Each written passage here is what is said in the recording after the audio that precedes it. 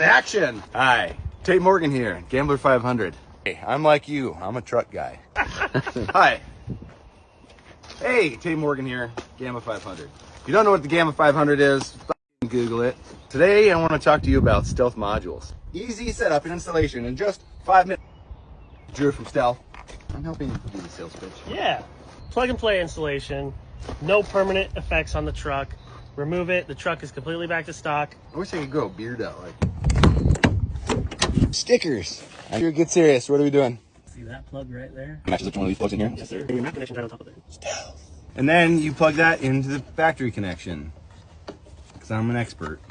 More fuel rail pressure, and it's going to bring in more boost pressure. It's smooth as soon as you hit the throttle. And we're going to plug this doodad in here. Plug the dude. That's how movie magic's made. Welcome to Hollywood. No, that was an honest opinion about how I feel about it.